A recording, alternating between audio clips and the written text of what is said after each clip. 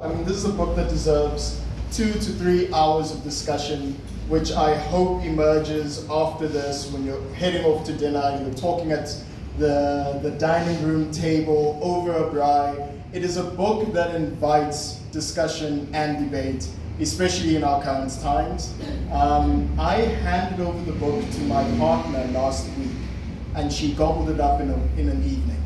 She sat down and we had one of our best conversations, actually, based off her experiences, based off Lydia's experiences. She was also at Stellenbosch around the same time as you were.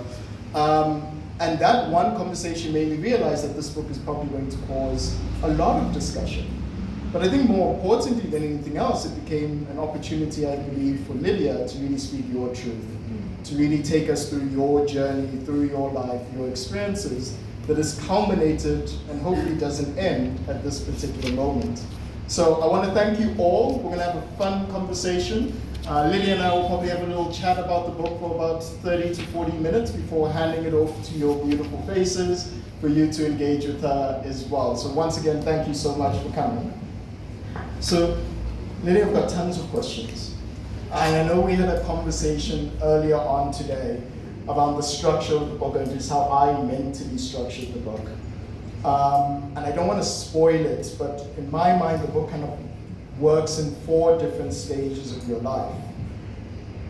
But in your book, you have quite a few different conversations with different individuals.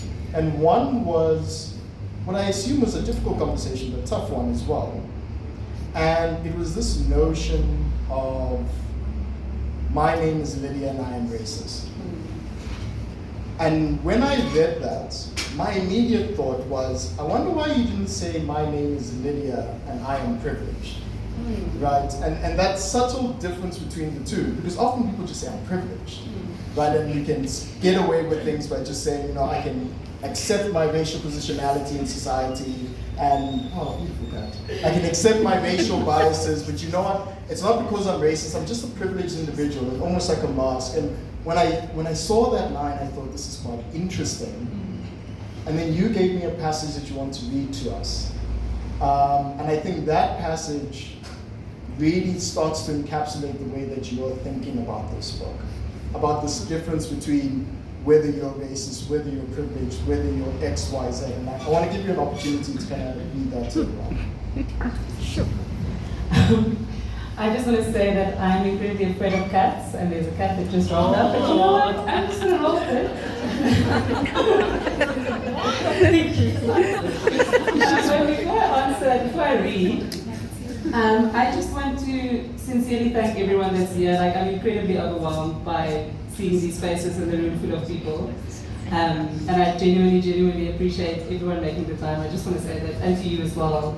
I really appreciate you as a human being in this world, and the fact that you took the time to not only read the book, but be here. It means the world to me, so thank you. So I'm going to write, essentially, I'm going to read the first page and a half of the book. So it's called Racial Awakening. It was the year 1994. South Africa had just held its first democratic election. I was 5 years old at the time, and I had no idea what it meant or the massive significance it had. I remember playing in the front room of the parsonage. My mother and Opa were in the kitchen when I heard him say, I just do not understand how you can let her behave like a white person in your house. She must know her place. He was talking about Tannie Ann, Auntie Ann. Tannie Ann was our colored domestic worker. Like many white South African women, my mother had a good relationship with Tannie Ann. And just like in many white South African households, we considered her wholeheartedly part of our family. And like many white families, we did not think about what being part of our family meant for her family. My parents taught us to call her Tannie Ann.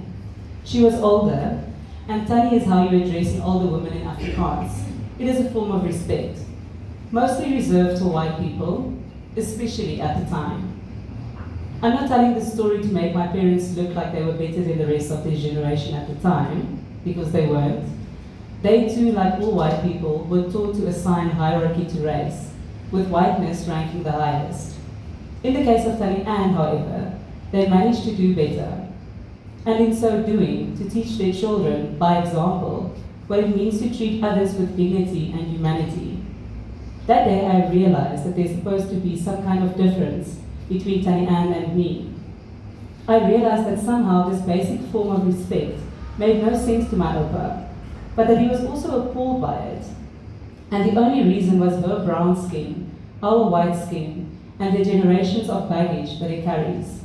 That baggage was something I would only come to learn of and carry much later in my life.